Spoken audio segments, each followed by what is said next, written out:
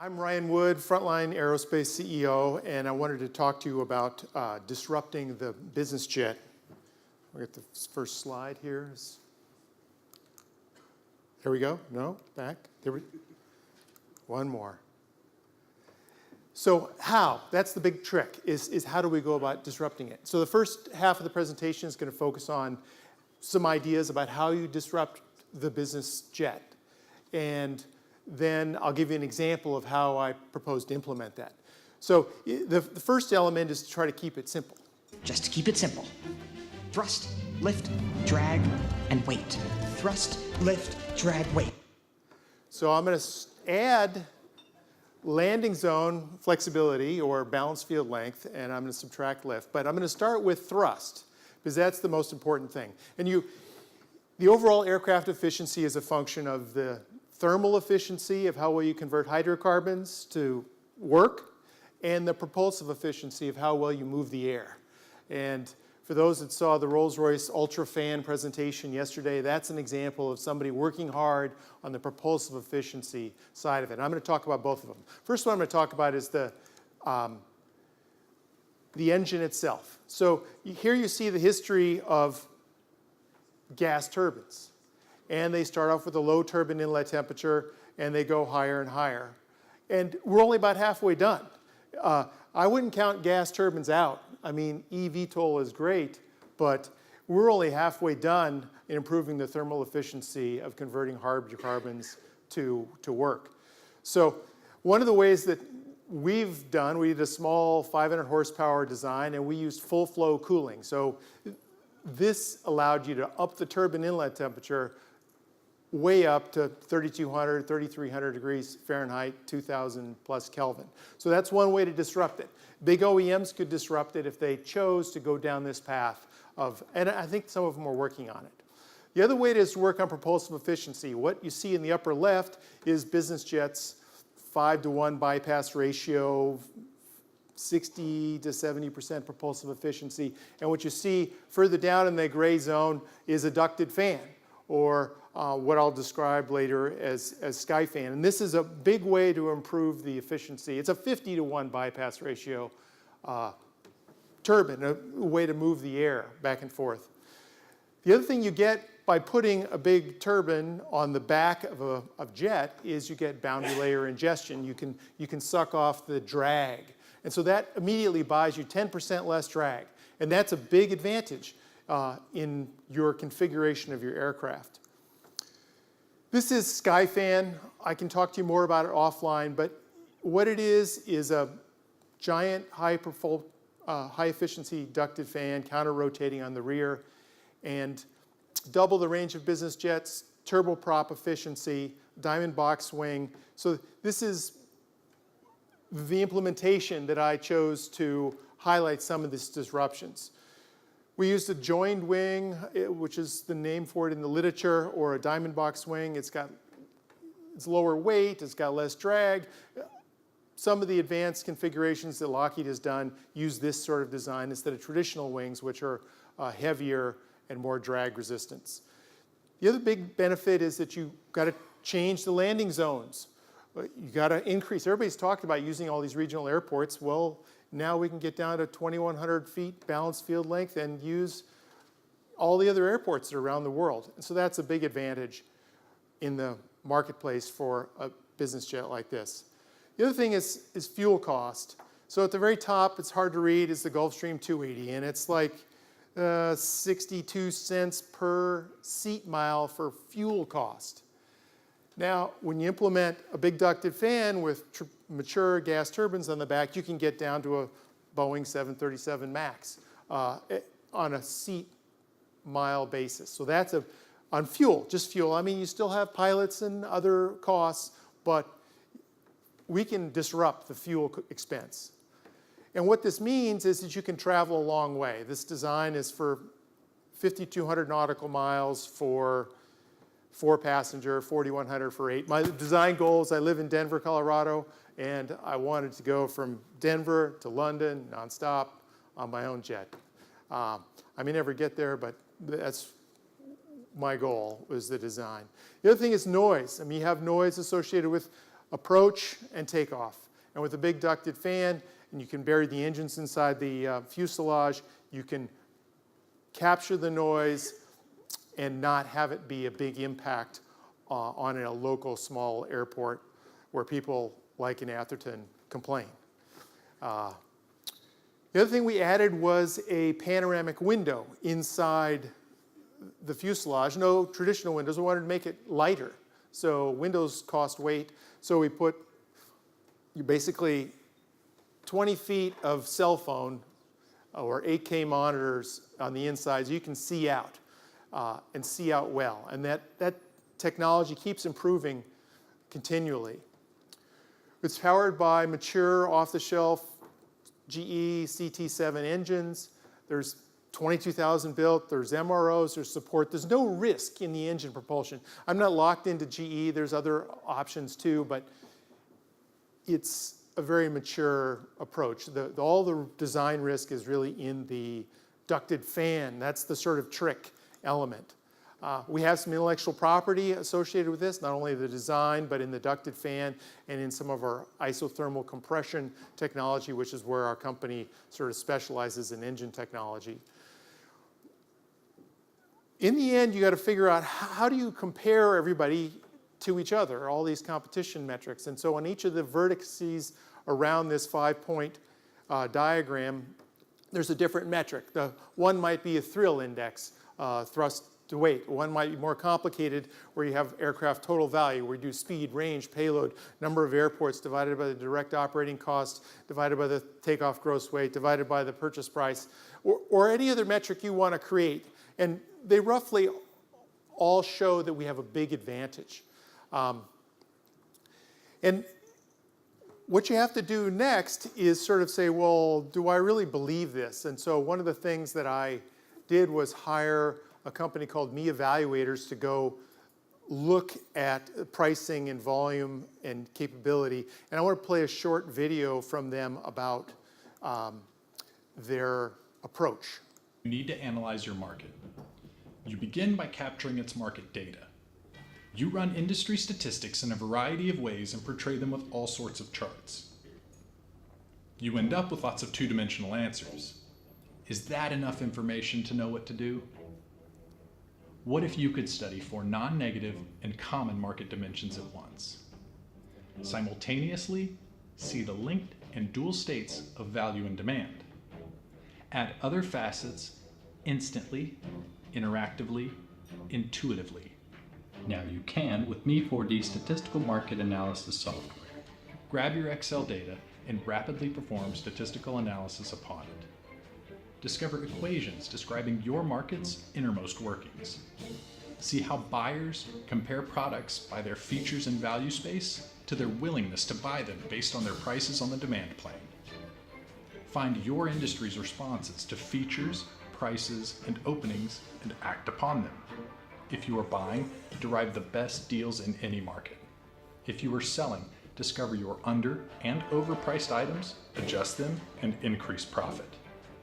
If you want to add a new good or service to a market, locate its open spaces, which are ripe for new products customers want, don't have, and can afford. The countervailing forces of value and demand have always been there, hidden in plain sight.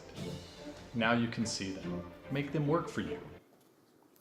So I had me do this, and we outputted what's the value of Skyfan. So if you take the high and the low, throw them out and average the rest, it says $24 million. But if you really want to disrupt the marketplace, you probably need to go to $20 million or 19. Then the question is, what's the demand for this? And this is a complicated chart, but what you're seeing is the history of all business jets production volume for the past decade.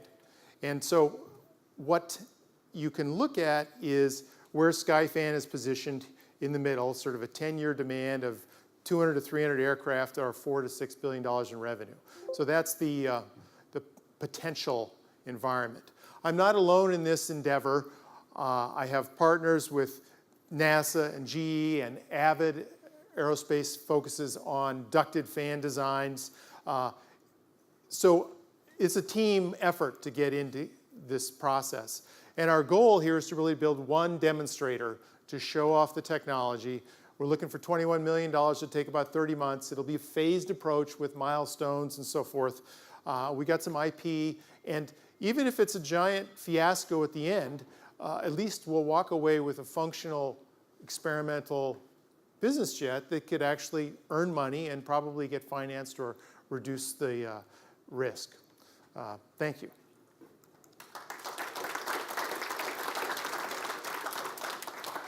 Great.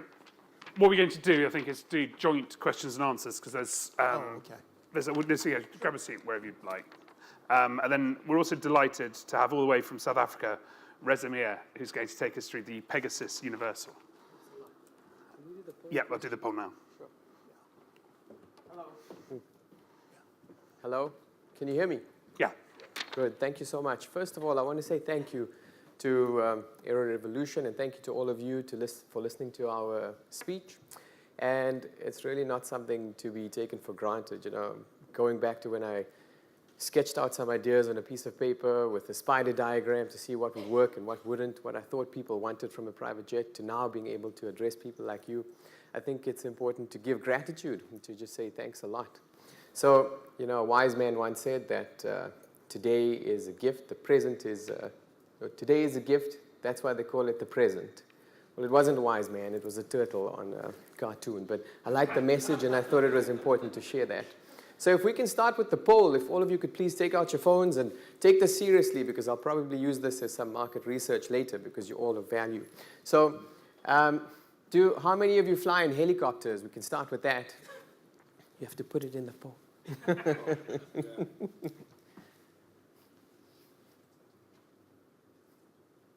Okay, good. It just tells us about, you know, the audience that we're talking to and how many of them use helicopters, have been in helicopters, and would understand the value of a plane like this.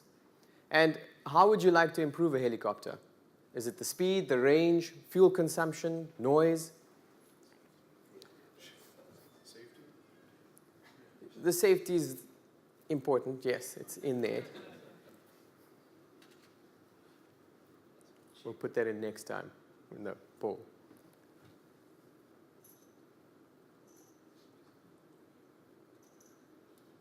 Okay, good.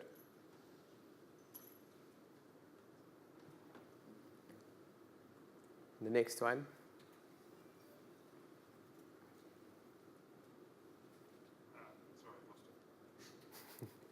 This doesn't count as my time. Okay, would you trade your helicopter for one that flies at twice the speed?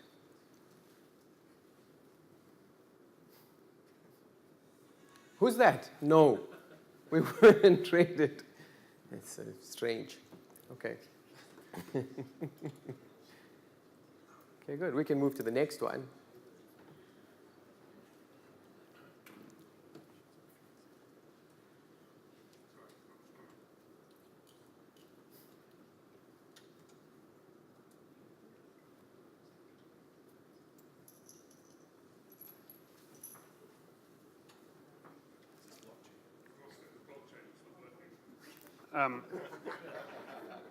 Well, that's okay. I've only got four. I've only got three, sorry. Is there one more? I haven't got one more. Okay, we can go to the slideshow then. I think we've seen enough. You know, Henry Ford, also I haven't checked the authenticity of the story, but I liked it. If I'm wrong, somebody just shout out. He said that if he had done market research, his customers would have asked for a faster horse. And I'm sure you can see the analogy between a helicopter, the horse, and a car, and I guess something along the lines of what we are introducing and what we've been working on since 2012, actually. 7 years already we've been working on this project. And it's the Pegasus vertical business jet. So it takes off like a helicopter, vertical takeoff. It's not the same as the air taxis and eVTOLs that we've been looking at the past day and a half, because it's meant to fly and perform exactly as a long-range or medium-range business jet. Every generation throughout time has envisioned a future. And we've drawn on these inspiring people like Leonardo da Vinci, Nikola Tesla, the things that they've envisioned at their time. And right now, if you look at the way that we've got unmanned aircraft, automation in flight, the eVTOLs, we really are living in the future. When we were kids, we thought that this stuff was really back to the future, and that's what we were watching. This is where we are almost. So what makes this plane unique? Just a little description. I know 10 minutes is not enough time to tell you or distill 10 years of work, but it's more of an introduction. You're welcome to come and talk to me and ask me about the airplane and the development. We also have a little bit of a display in the innovation room. So what we're looking at is a maximum takeoff weight of 5,700 kilos so that we can certify for single pilot operation. It's meant to fit, cruise speed of 410 knots, a height of 3.6 meters, a low stall speed so that we can transition between vertical flight and forward flight fairly quickly because it's cheaper to fly on wings than on rotors. We're looking at 8 seats and using 3 turboshaft engines that burn, obviously they're within the fuselage, and running through gearboxes and drivetrains. These power the lifting fans and the thrust fans. So obviously when you do take off in VTOL, you can't fly as far, but you can fly about 6.5 hours if you take off on a runway. This is what it looks like in 3 view, and you can see it's a fairly square layout to the plane, and that's so that it can fit onto existing helipads, it can land on yachts, and existing infrastructure. It's fairly square, and that's why we had to go with an X-plane tail wing. So VTOL has been around for a while. I'm going to go quickly through these slides. If you need to stop me, ask me questions.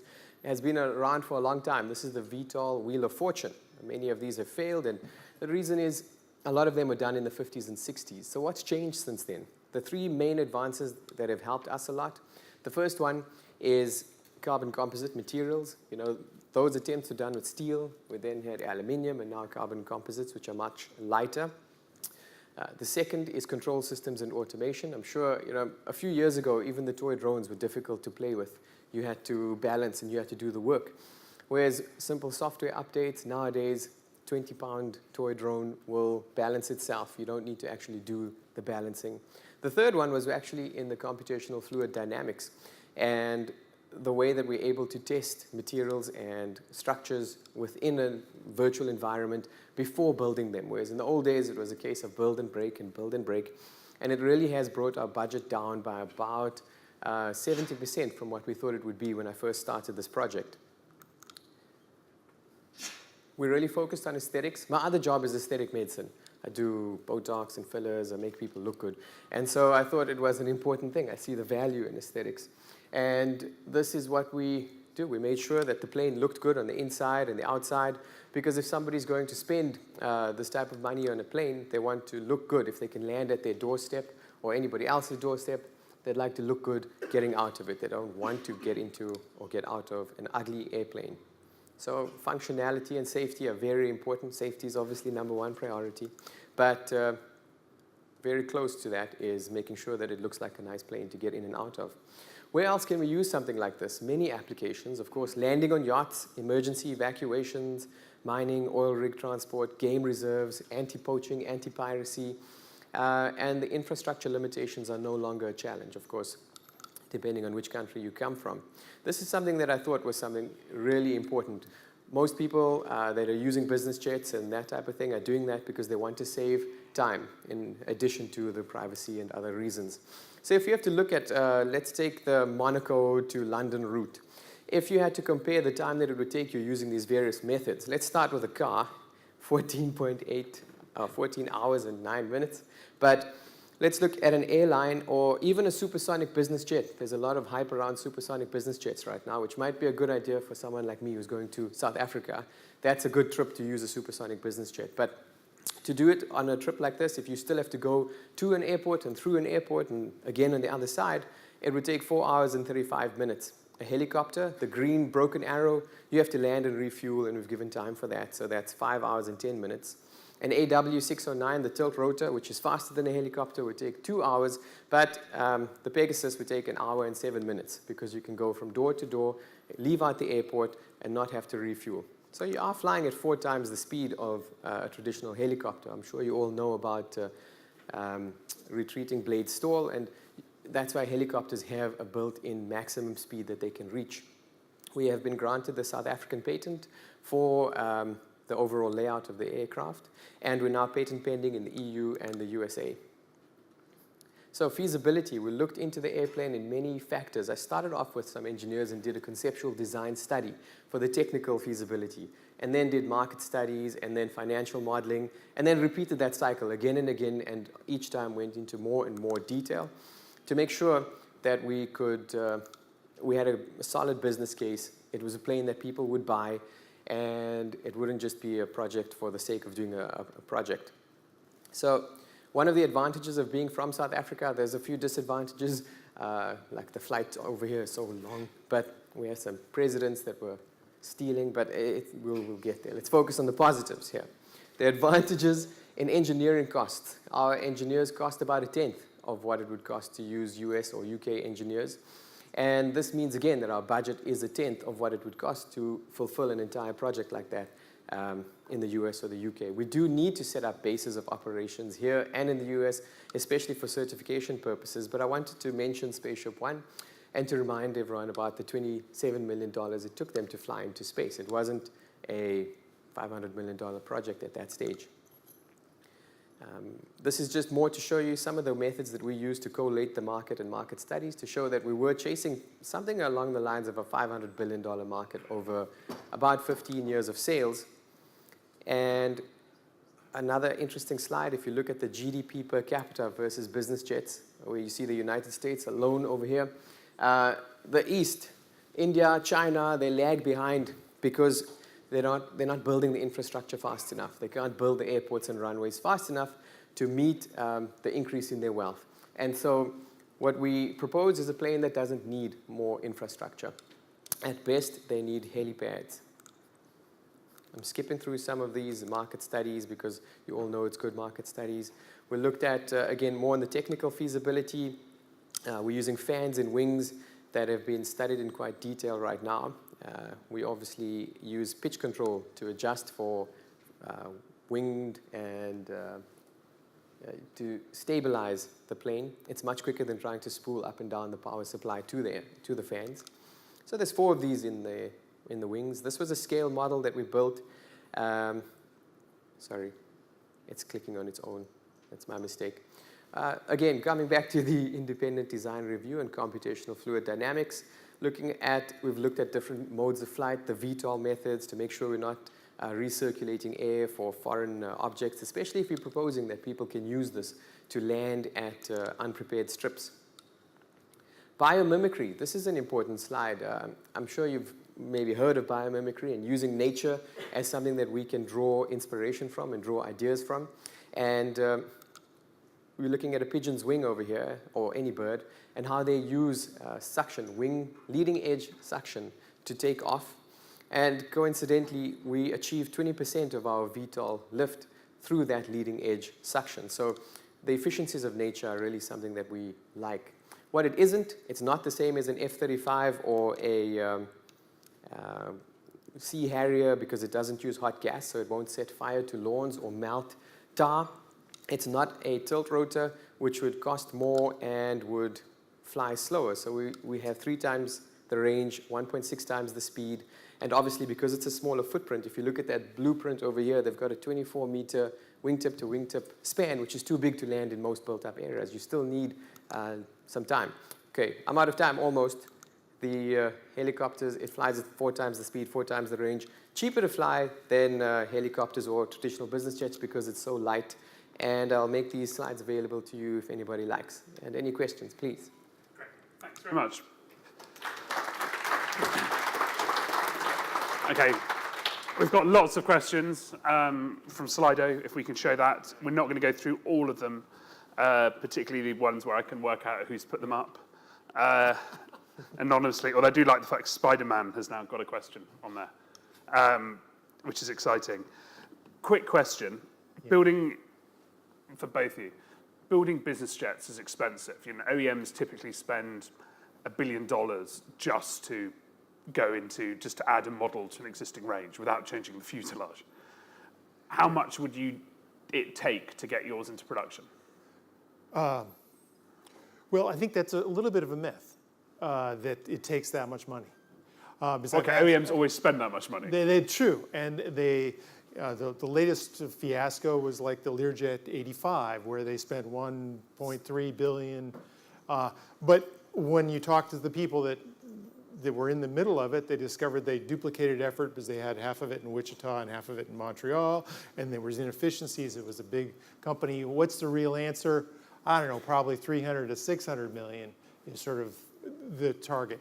The other thing is, that's my impression of what it would take to ramp up to production. Certification is not that complicated to get your first prototype certified. Because I've got quotes from people that said, oh yeah, it's a $5 million problem. I think $400 million is probably the most you would spend. It's not that you could, you're not looking to spend that much money, but we've looked at a number of different methods of reaching the certification pathway, and we can't see how to spend more than $400 million. I'm sure you could find ways. Yeah. Responsibly. And the other question is, there's 7, 8 business jet manufacturers. Breaking into it's extremely hard. There's huge barriers to entry. Why don't you just take your designs to existing OEMs? Well, that's a great question, and I probably would. I mean, but they're going to want the same data that I want, which is, show me the ducted fan performance, build me a demonstrator, and then maybe I'll partner with you, or I'm going to ignore you. So it's a delicate wicket. If you read a book called David and Goliath, it explains, the way the world is moving and how smaller groups of people are able to upstart and get around the bureaucracy that bigger companies have to work with. The analogy of the dinosaur and the slow moving, the slow progress is a real one. It didn't, they didn't invent that out of nothing. So approaching an existing OEM is something that we would look at later, further on down the line when we've got something more concrete, flying in the air, and that's when it's more the value would be in the marketing side of it, to put a brand on the side of a plane. Yeah. Okay, final question, unless everyone in the room's got a burning one. What date will you make your first customer delivery? 7 years. Is it always going to be 7 years? I know aircraft manufacturers. We can set it 7 years from now. Okay. Well, 7 years from when we are looking at alternative methods of funding, but obviously 7 years from when we're able to open up. I'm more aggressive, 30 to 36 months. For the first customer delivery? Well, once you build the molds, you can put more. You got stuff that's off the shelf. It's not as complicated as I think people think. Okay. Well, then we'll all meet back. We'll run this event I guarantee that we will run this conference in Johannesburg in 7 years' time. And in 36 months, we will run it in Colorado. And if not, we'll work out. Thank you. Thank you very much.